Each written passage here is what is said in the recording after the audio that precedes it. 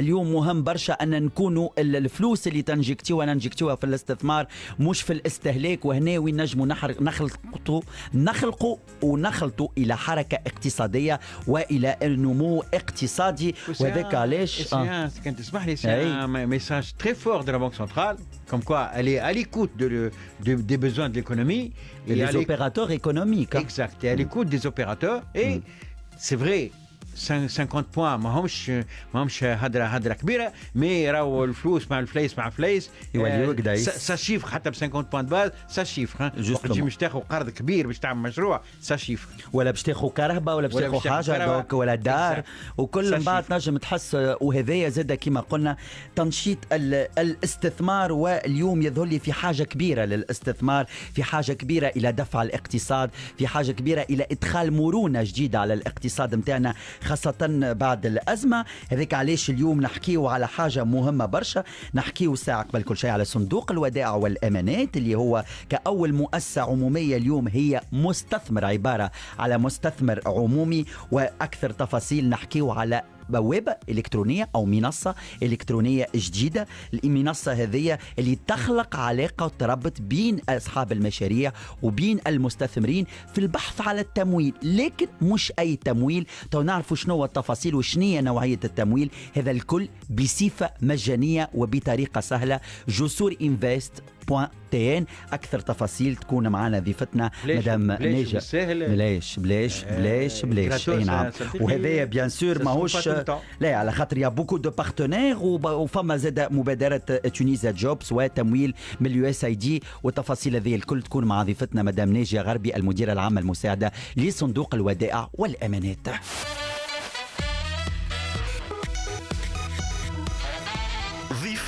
ضيف اليوم مرحبا بك مدام نيجا.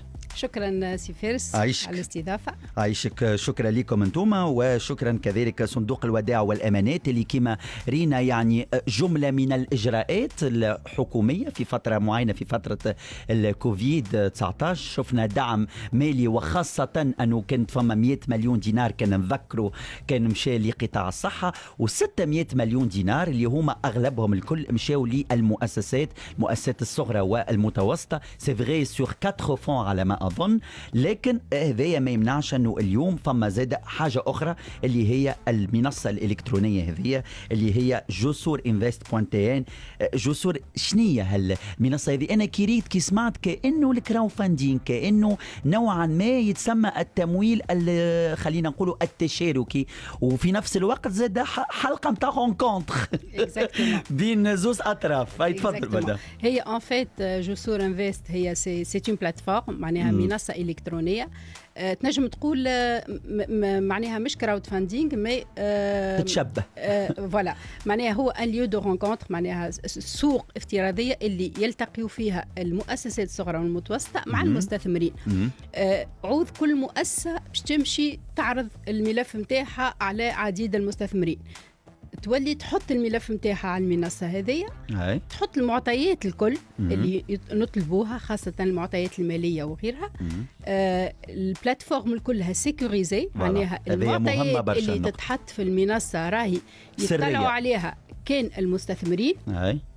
المؤسسة اللي تسجل نفسها تنجم هي تختار زادة شكون المستثمر اللي تحبوا يدخل معها في رأس المال، خاطر المنصة هذه راهي للاستثمار في رأس المال، معناها باش يدخل. خلينا نفسروا أكثر، لأنه الناس اللي قاعدة تسمع فينا ونقولوا أنه منصة باش واحد يلوج على الفلوس، راهو ماهوش كريدي فوالا، راهو رأس المال. مستثمرين هما نفسهم يبدأوا يحبوا يلقاو مشاريع معناها هامة، ومشاريع اللي فيها جدوى وفيها بيان سور اون رونتابيليتي، خاطر ما نجموش كل مستثمر يلوج على الربحيه معناها. والمؤسسات هذه تنجم تكون معناها الاستثمار اللي حاجتها به، خاطر تمر بصعوبات ظرفيه بعد الكوفيد 19، ما عندها ان بوتنسيال، معناها هي عندها معناها افاق هامه في النشاط نتاعها، والمستثمر يفركس في هالفرص نتاع الاستثمار. المستثمرين توا لحد الان سجلوا 44 مستثمر، معناها كي نقول مستثمر راهم صناديق استثمار، لي سيكار Ouais. لي معناها لي هذوما بزنس انجلز. لي بزنس انجلز. المنصه وقت اللي حضرناها بالشراكه مع بورصه الاوراق الماليه. يعني هما معنا ومع الجمعيه التونسيه للمستثمرين في راس المال لاتيك. احنا 3 شركاء، والتمويل متاع المنصه راهو مش تمويل متاع المشاريع، تمويل متاع المنصه خاطر فيها برشا خدمه هنا بارابور للتمويل، والا سي جوست معناتها راهو سي با ليميتي. خاطر Voilà. توا انا وقت اللي سجلوا لحد الان راهو اطلقناها في 24 سبتمبر اكزاكتومون. توا سجلوا 1045 مؤسسه.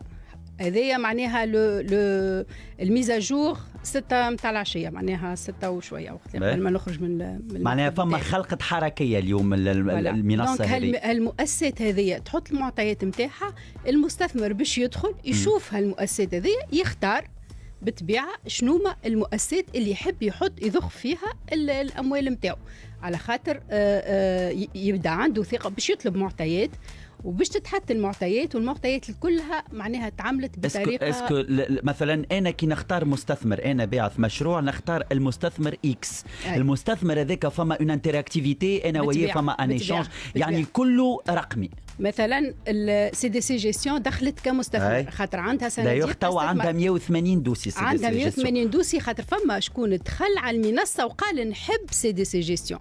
دونك سي دي سي جيستيون باش تبدا تخدم على 180 دوسي هذوك.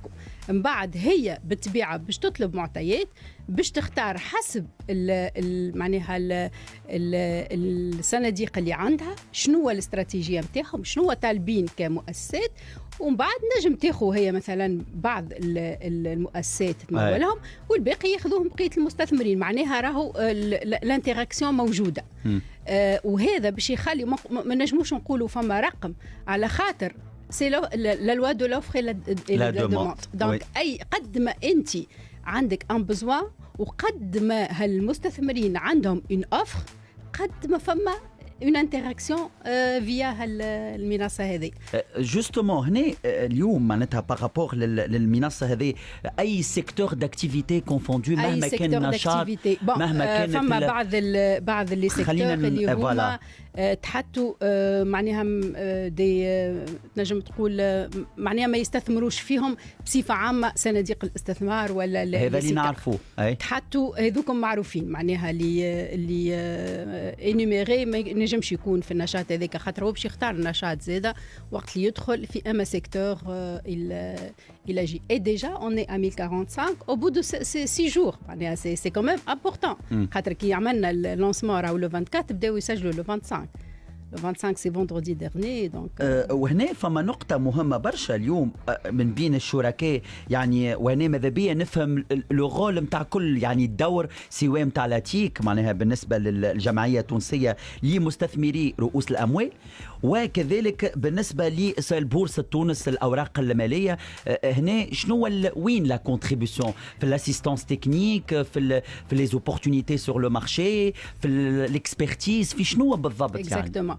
هما بورصة الأوراق المالية هما بيدهم يحضروا بعض المؤسسات اللي باش يدخلوا سور لو مارشي التيرناتيف. دونك ديجا ينجم يكون لو سورسينغ نتاع لي بروجي من المنصة معناها بور ديجا للبورصه.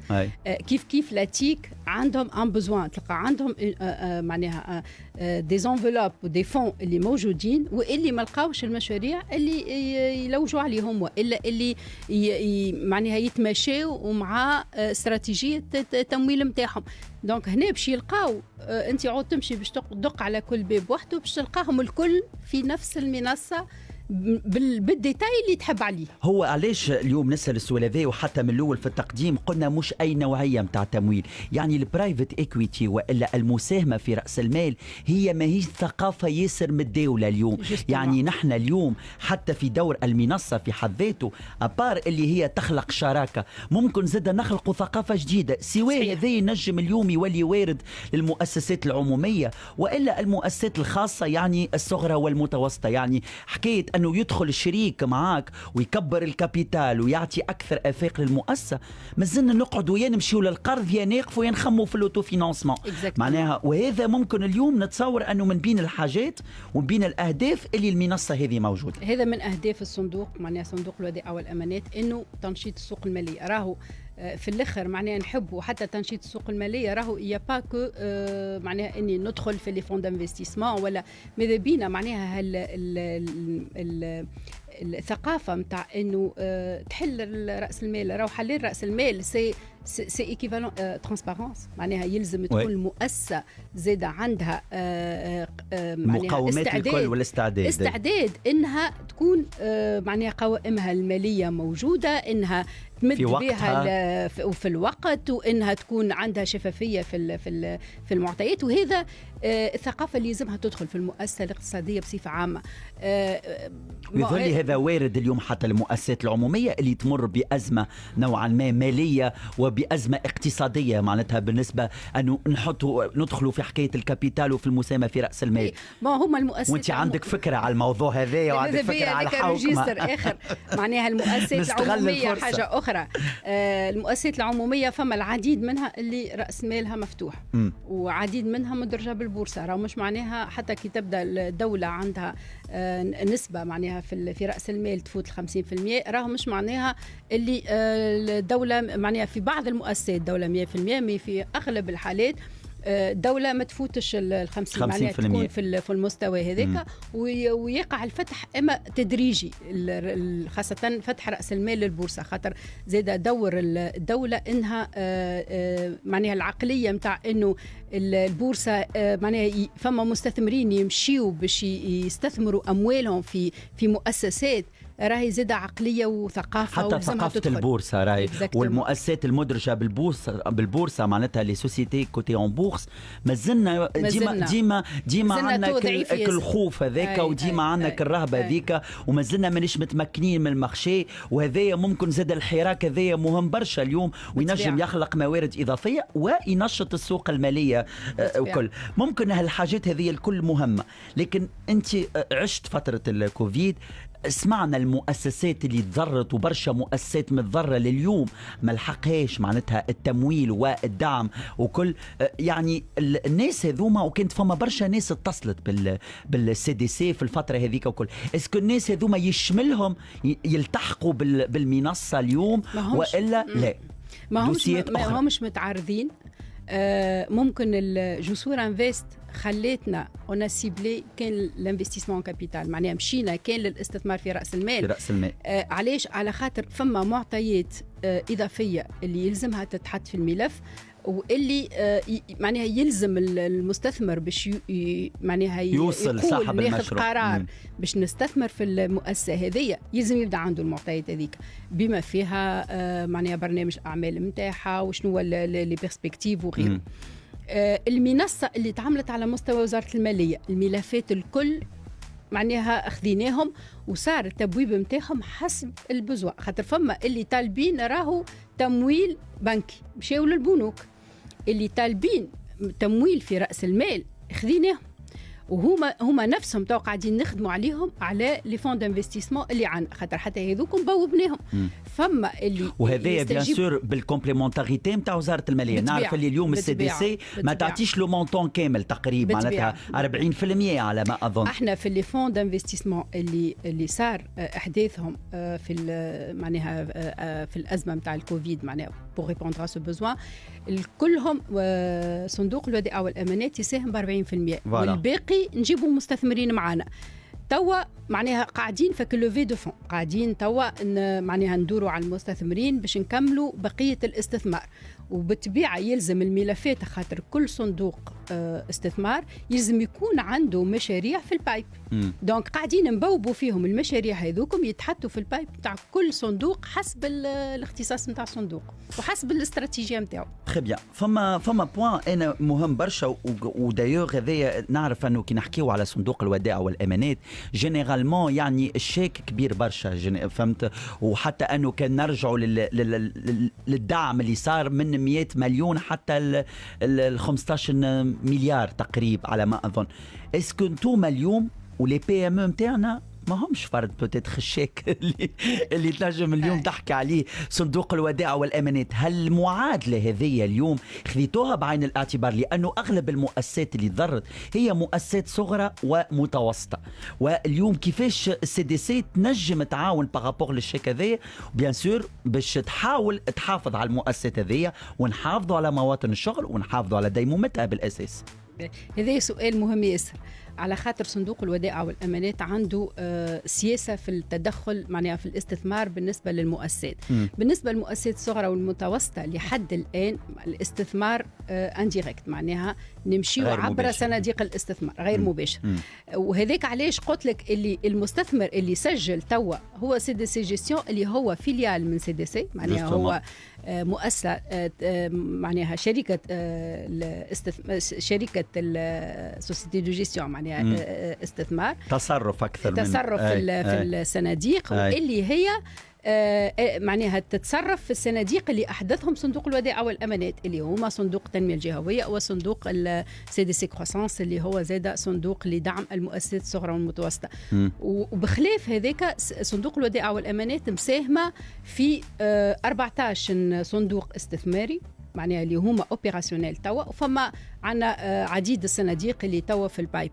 هذا السيب وقت اللي تبدا سيب البي ام او راهو الاكثر نتعداو بالاستثمار الغير مباشر. بالنسبه للمؤسسات اللي عندها حجم اكبر من معناها من المؤسسات الصغرى والمتوسطه اللي هم المشاريع الكبرى تدخل فيهم صندوق الودائع والامانات بصفه مباشره. وهذوما لحد الان عندنا 22 استثمار، يعني عملية استثمار صارت في المؤسسات، والأغلبهم مثلا لتكنوبول. تكنوبول على خاطر هذيك سياسة الصندوق الودائع والأمانات إن معناها زاد اون كونتريبيو معناها نساهموا في معناها دعم الأقطاب التكنولوجية اللي هي بيدها معناها تحتضن المؤسسات صحيح الصغرى والمتوسطة. دونك نستثمروا فيهم، نستثمروا في الأقطاب التكنولوجية، نستثمروا في المشاريع الكبرى. هذا في الاستثمار المباشر معناها. وتوا ينجم يكون راهو عبر مثلا المنصة هذه إذا نلقاو مؤسسة طالبة معناها التيكي نتاعها يكون كبير شويه ما ينجموهش صناديق الاستثمار تاخذوا سي ديريكتومون. يعني فينالمون زوز اطراف سواء هما زوز يعني ينجموا يكونوا حرفاء نتاع صندوق الودائع والامانات مباشرين ولا غير مباشرين. هذا هو ليسانسيال، انه واحد اللي يبدا عنده فالور اجوتي او قيمه مضافه في المشروع نتاعو، المشروع نتاعو يكون فيه الربحيه ويكون فيه ان بوتنسيال والا افاق معناتها، ونرجعوا هذوما لي كريتير غيالمون. بالنسبة للمعايير يعني بالنسبة للمنصة سواء لأصحاب المشاريع وإلا للمستثمرين، فما معناتها ان باغيم لو شوا يكون كيفاش معناتها باغ نوتاسيون سولمون أنا نختار جو كوش إكس إيكغيك زيت نجم نكوشي على الناس الكل وإلا لا، يعني كيفاش وإلا فما دي كونديسيون متاع الترشح وإلا ممكن القبول للزوز أطراف؟ فما حتى كونديسيون معناها مفتوحة للناس الكل. ينجم يكون أما يلزم المبدأ إنه يكون قابل انه معناها يقبل مستثمر في راس المال، هذا هو المبدا الوحيد. ويكون البزوان بتاعه ايدنتيفي معناها هو يعرف قديش توا حاجته استثمار. وبالطبيعه معناها صندوق استثمار ولا شركه استثمار ولا غيرها باش تدخل في راس المال يلزم فما برنامج نتاع استثمار، برنامج نتاع وهذاك اللي يلزم يكون موجود. وهذاك علاش نطلبوا عليهم المعطيات معناها نمشيو جوسكو ديتاي اللي معناها تطلبوا دراسه الملفات هذيك. ومن بعد تنجم شركه الاستثمار ولا شركه التصرف في صندوق الاستثمار هي بيدا تحب بوغ افيني دراسه نتاع الملف تطلب معطيات اضافيه. دونك تنجم وهذا يبقى باقي الكل رقمي معناتها ما يتقابلوش ما فماش دي زونتروتيان ولا حاجه. حتى كيف تدخل مستثمر مثلا باش يطلع على الملف نتاع المؤسسه هذه يجيها نوتيفيكاسيون يقول لها راهو فما الشركه الفلانيه والا فما صندوق الفلاني راهو طلع على الملف نتاعك. من بعد باش يطلب هو معطيات اضافيه يحطهم في المنصه ويوصل لها كيف نوتيفيكاسيون تاع المعطيات الاضافيه اللي يطلبها، وكي تحطهم تجي للمستثمر نوتيفيكاسيون اللي راهو المعطيات اللي طلبتها وصلت. واضح يعني ما اكثرش من واضح. يظل لي هذا واضح، وطريقه سهله ياسر وطريقه مجانيه. josurinvest.tn هو ممكن الحل اليوم اللي يتيح العديد من الشركات على التمويل، البحث على التمويل، مش اي تمويل وانما التمويل في راس المال، البرايفت ايكويتي. فما نقطه وهذه ماذا بيا انت قبيله حكيت على CDC، حكيت على CDC ريجيون واللي اليوم والتنميه الجهويه. اليوم عندنا برشا أصحاب مؤسسات ومؤسسات متضررة خاصة في الجهات، عندنا مشكل كبير متاع تنمية، عندنا مشكل كبير متاع بنية تحتية. شنو اليوم كيفاش اليوم CDC تتلهي بالجهات؟ وي معناتها CDC توا قاعدين نسمعوا بارابور لي ميجا بروجي، قاعدين نسمعوا بها في المشاريع الكبرى وكل، لكن في الجهات فما مشاريع، فما حاجات قاعدة تتحضر اليوم. ماذا بينا نعرفوا كيفاش تلهيوا بالجهات خاصة في هالوضعية هذه اليوم. بالنسبة للجهات كما قلت لك فما صندوق التنمية الجهوية 1 و2 اللي تعاملوا على مستوى صندوق الودائع ترصدوا منهم ديجا يعني هذوكم معناها تصرفوا فيهم. الصندوق الثاني مازال فيه توا معناها بقية امونطون، خاطر عملنا صندوق الاول وزدنا صندوق الثاني، وتوا في الصناديق اللي احدثناهم بعد ازمة كوفيد فما صندوق سميناه فوند امباكت. الفوند امباكت هو هذا الهدف نتاعو انه يستثمر في مشاريع في الجهات. قد ايه قيمه؟ فما 100 مليون دينار. 100 مليون دينار 100 مليون دينار بالنسبه للفوند امباكت. والمستثمرين نتاعو بالطبيعه باش يكونوا معناها مستثمرين محليين، مش باش يكونوا معناها لا سنسيبيليتي بور لا ريجيون ما تلقاهاش ياسر في المستثمرين الكبار معناها لي انترناسيونال. وتويكا براتيكمون عندنا في البايب عديد المؤسسات تحطت بور لو فون، واعطيناه لصندوق الودائع والامانات تصرف هي اللي باش تتصرف فيه الصندوق هذا تاع 100 مليون دينار. وتوا في معناها المناقشات الاخيره بور لوفي دو فون معناها بقيه معناها ايجاد الممولين معناها 60% اللي ناقصين. على خاطر اليوم عندك مشكل كبير نتاع بنيه تحتيه، وطونك فما مشكل تاع بنيه تحتيه ما تلقاش مستثمرين يمشيوا للجهات، واليوم المقاربه هي تقوم اكثر على الجهات باش تنجم تخلق تنميه، وفي نفس الوقت وقت اللي تولي تخلق بنيه تحتيه وقتها باش تولي تخلق حركه اقتصاديه كامله. وذاك علاش اليوم بما انكم اليوم كمستثمر عمومي مهم برشا العمل على الجانب هذايا وعلى التنميه الجهويه. وفما يعني مشاريع أخرى باش تكون بيانتو باش يتم الإعلان عليها مدام نيجا؟ بالطبيعة ديما نخدموا راهو معناها صندوق الودائع والأمانات ما ينجمش يكون انسنسيبل بور لي ريجيون، معناها أكثر خدمتنا على الجهات، أكثر خدمتنا على المؤسسات، لكن لازم نعرفوا اللي المستثمرين في رأس المال بصفة عامة اللي يدخلوا في صناديق الاستثمار ولاو معناها عندهم النوسيون تاع انه معناها يتحكم في المخاطر. في المخاطر لي ريسك. ما عادش يحبوا ياسر الصناديق مونوبي ديجا معناها في بلد واحد كدير في جهه واحده، والا كان في الجهات مش في معناها الايجاد فما التمويل اركيتكتور جديده ديجا هي ديجا معناها اشكال. لكن نحاولوا ديما انه المستثمرين هذوكم ما يمشيوش للمشاريع في الجهات، احنا نمشيو، يلزمنا نمشيو، لكن احنا نمشيو ما نمشيوش وحدنا، يلزمنا معنا شكون.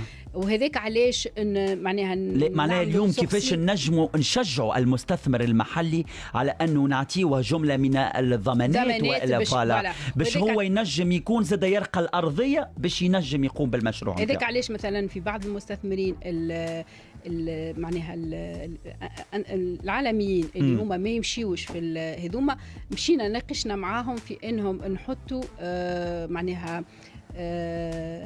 تمويل للمخاطر، معناها لا غارونتي دو سي بروجي. وهذاك تخلي اللي حتى المستثمرين اللي عندهم طمنوا. واحد يطمنوا على خاطر فما لو فون دو غارونتي. دونك هذايا زاده هام ياسر كي نوفروا زاده التمويلات اللازمه للمشاريع هذوما. تري بيان. ان توكا نحن نقولوا بيان سور نعاودوا نذكروا بالنسبه لجسور invest.tn هذه اول بوابه او اول منصه الكترونيه. ادخلوا سجلوا ديجا بيان سور. وعلاش لا تنجم تكون انت تلقى المستثمر والا المستثمر يلقى اصحاب المشاريع. كما قالت مدام ناجية انه ما فماش نشاط معين، هو مفتوح للنشاطات الاقتصاديه الكل، وهو بطريقه مجانيه وبطريقه سهله. www.josour donc OUSOUR invest.tn وتلقاوها بيان سور زاده على صفحتنا، صفحه كلام في البزنس، وعلى صفحه شمس فام. وتنجموا تسجلوا ديجا، ما فماش وقت في التسجيل باش يتسكر ولا حاجه، محلول معناها خليوها مفتوح. فوالا دونك جوستومون هذايا بالنسبه توا وصلنا 1046 هكا 1046 و48 ولا 43 مستثمر. 44 مستثمر. 44 مستثمر. دونك اون توكا حظ موفق. شكرا لك. كلهم ان شاء الله ان شاء الله وين يحطوا فلوسهم. جوستومون هذايا مهم برشا. وبيان سور هذايا زاد يرجع بالشراكه مع بورصه تونس والجمعيه التونسيه لمستثمري ورؤوس الاموال. كذلك ما نساوش لا ان سي او اللي كانت شركتكم في لي دوني وخاصه في السيكوريتي وفي سلامه نتاع المنظومه المعلوماتيه. دونك زاد لانه هذا مهم برشا، وهذه منصه تضمن سلامه المعلومات. وبيان سور زاد دعم هذايا من تونيزيا جوبز وتمويل يو اس اي دي. دونك هذايا كمشروع ينجم يكون لاصحاب المشاريع والمستثمرين. شكرا ليك مدام ناجية غربي، المديره العامه المساعده لصندوق الودائع والامانات، وميرسي بوكو. وان شاء الله نرجعوا بيان سور كالعاده انتم داركم برنامج كلام في البزنس، صندوق الودائع والامانات كشريك لبرنامج كلام في البزنس. جسور انفست تمويل كسب.